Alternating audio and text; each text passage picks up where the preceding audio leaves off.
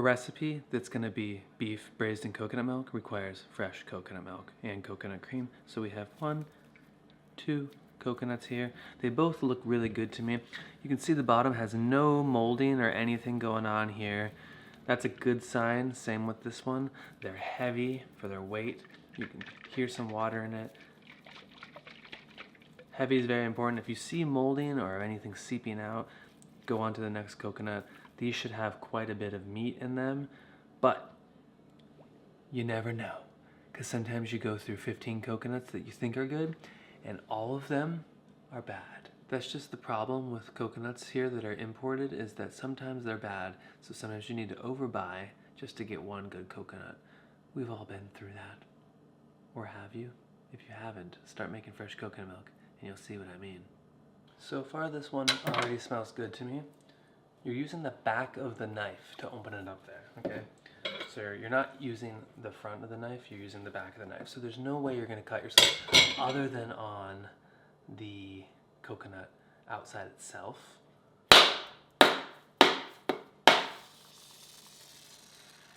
Sometimes when you start to hear that sound, you already know it's gonna be a bad coconut.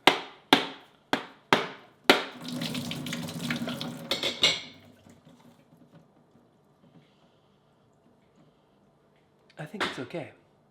So this is the part where I find a little tedious. I typically will taste a piece of every coconut to make sure it's not bad. If it has any type of sour, if you see any pink, if it tastes fermenty, all that is going to contribute to a product that isn't good. Think about if you have 10 coconuts and 2 of them are bad and you mix them all together and to make the coconut milk, those 2 are going to tarnish the rest of the batch. And this is why it becomes a bit tedious, but the quality control is important to create a luxurious product and a product that lasts long, because this should last about, anywhere from 1 to 2 days in the fridge, sometimes 3 if you're lucky, if you got all perfect coconuts and you made sure to taste them all. But that's going straight into the fridge. If you get this at a market in Thailand, sometimes it just lasts just that day because it's such hot conditions out. And also in a production, in a large production of coconut milk, you're not necessarily tasting every coconut, and not every coconut is going to be optimal, completely fresh. Right here we have a great tool. This is going to help us get the coconut meat out easier. For years I just used an oyster knife, that works too, but I find that this just has saved me so much time and I don't know why I didn't buy it sooner.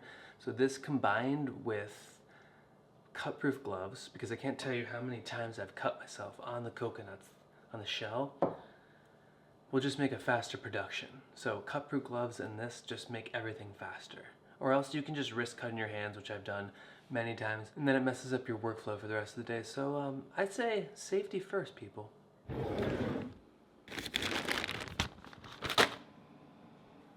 I have the gloves here. Another layer is always great, so then you don't mess up the cut-proof gloves. I'm telling you, all these workflow things are what will make a difference when you are in a productive state. So now you got your doctor gloves on. This tool here kind of fits the coconut shape, making it easier to pry around the coconut. So we give this coconut a little taste. It should taste like just delicious coconut. No part of sourness, no off taste, no bad smell.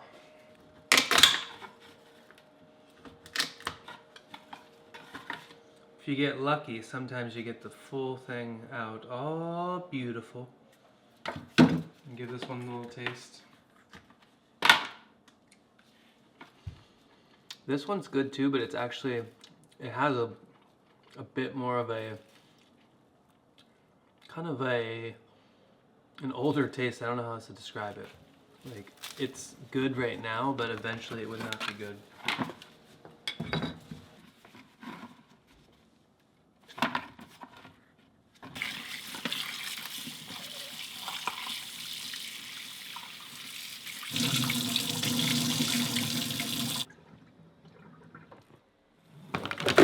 By the way, if you want to be really resourceful, which I'm not right now, take the coconut shells and burn them when you're creating smoke for a grill. It'll give you nice smoke. I've done it before. I have a lot of shells outside, but right now we're not doing that. Got a pot of water right here. This is gonna be heated up and we're gonna pour it over the coconut milk in a blender. It's gonna help soften it. If you don't do this step, the coconut sometimes will seize up because it's so cold.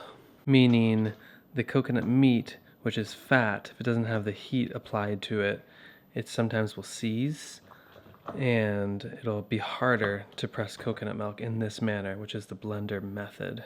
I have also found by heating it up, you're effectively pasteurizing the coconut milk so it lasts longer in your fridge. That being said, you should still use it the day of or the next day. Don't let coconut milk sit in your fridge too long to where it becomes bad and you waste it, and that's just all your work goes to shit. I've done that before. It doesn't feel that good. I'm gonna slice everything up to pieces here so it blends a bit easier. Look, someone decided to wake up. So Leo is already up from his nap. I'm gonna quickly try to finish this coconut milk and film this, but then we're gonna put it in the fridge and we're gonna have to finish this recipe tomorrow now. Which is fine. We'll show you that you can store this coconut milk overnight if it's super fresh.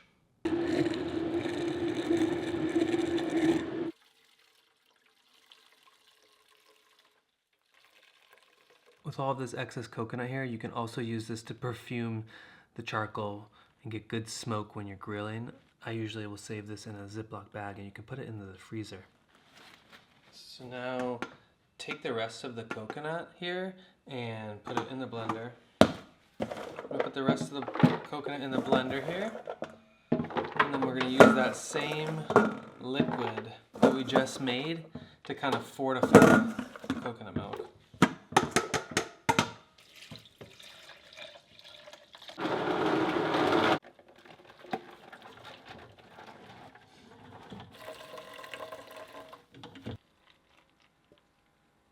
You know, give it a little taste, because you know this is some serious from the ground up work. It's not hard, it's pretty easy in theory, but it's messy, and if you're doing a lot of volume, which we're not today, it is a pain in the ass, but give it a taste.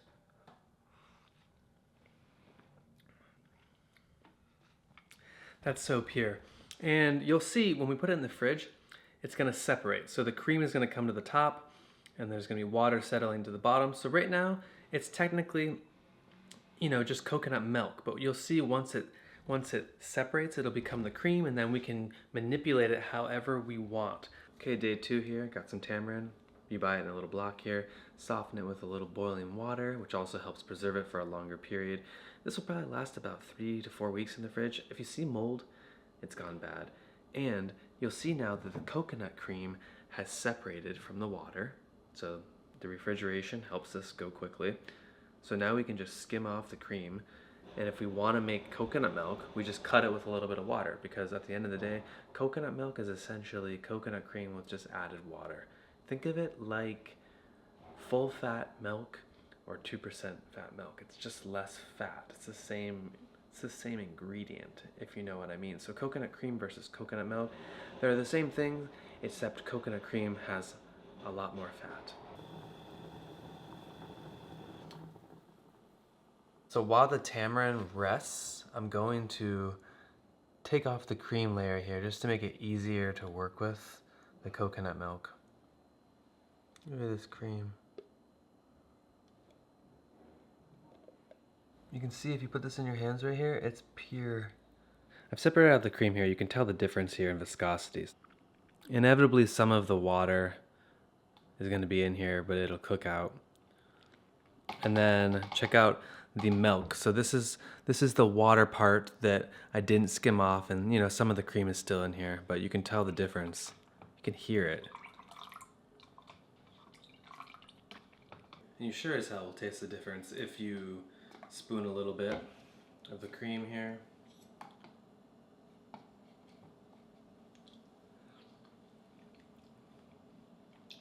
It's like thick, it's much more fatty. You feel the mouthfeel, that little mouthfeel lifestyle. And we go to the liquid here, the coconut milk.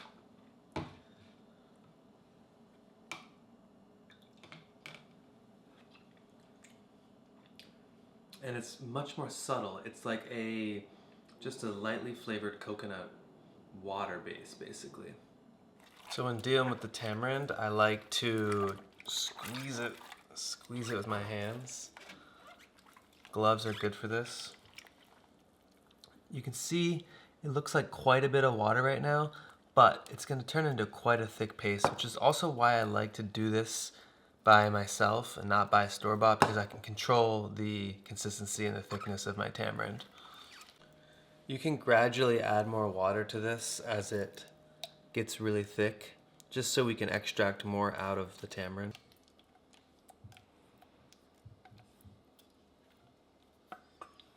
Using the weight of the pestle here really helps extract everything.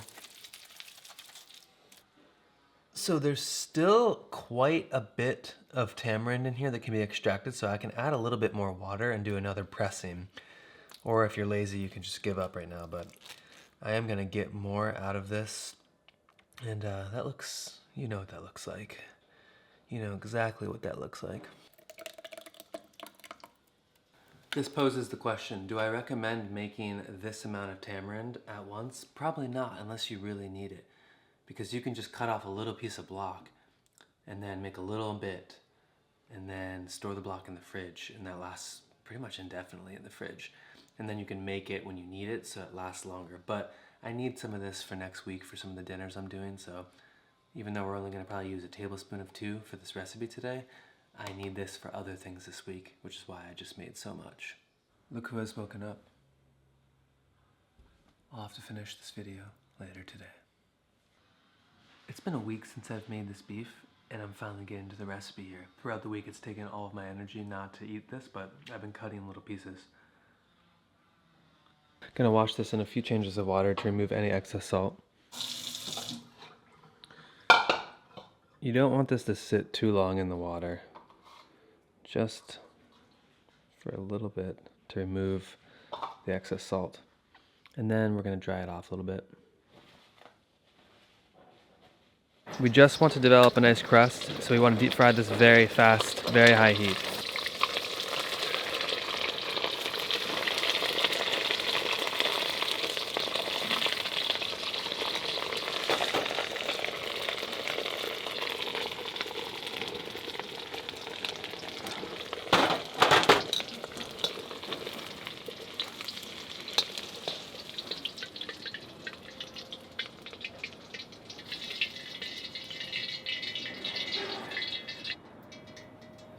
We got that luxurious crispy texture in the beef, so now we're gonna pound it.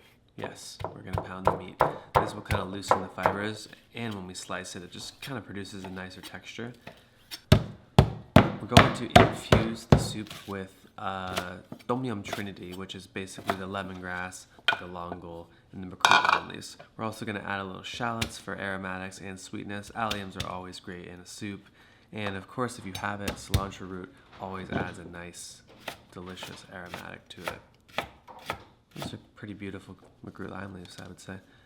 So for the bamboo shoots, ideally you're using fresh, but today we're using a can. So I'm gonna take it out of the can, I'm gonna rinse it in several changes of water and then julienne it. This will kind of get rid of the canned flavor. We're gonna add the aromatics to the coconut milk at a low, low simmer. There's very little bubbles here, you can barely see any, before adding the beef. Now the beef, when we add that, we want to add a little bit of a higher simmer, but it does not need to be at a constant boil here, contrary to the name of the dish, which does say boil in the name, dom meaning boil. Give it a little stir and start to contemplate why you used such a small pot. Switch to a new pot here. I don't know what I was thinking, as if all that would have fit. For the bamboo shoots, they're already boiled, you know, they came in a can, so we're basically just warming them through. If you use raw bamboo shoots, you need to cook them until they're crunchy, but not falling apart. Add about a tablespoon of palm sugar. Continue to simmer. This is fresh coconut milk, so some separation here in the coconut milk is normal. We should be able to bring it back together with the cream at the end. And a little tamarind. You can adjust the seasoning with the salt as well, but I honestly feel like the beef has seasoned this quite a bit. Quite a bit already. You know, if you washed your beef more, perhaps it'll be less seasoned and you can add salt or fish sauce. But we want this to be salty sour and a little sweet. If you use fermented bamboo shoots, you will not need to probably add that much tamarind at all, if any. On second thought, after adding the tamarind, I'm going to add a little bit of fish sauce. Now to bring it all together with the coconut cream. See how thick that is? Raw shallots are going to add such a nice ending note to this dish, another layer. So you're going to add them in right at the end along with recruit lime leaves. Nice haircuts. You can add the shallots to the broth a little bit, but you can also add some to the end along with these chilies. We're adding right at the end, which is going to just infuse a little bit of spicy flavor, and we hit them with a knife just to release some of the aromatic flavor of the chili. And then all of a sudden we have this beautiful dish. Like, where did this even come from? Just gonna take a light bite of this.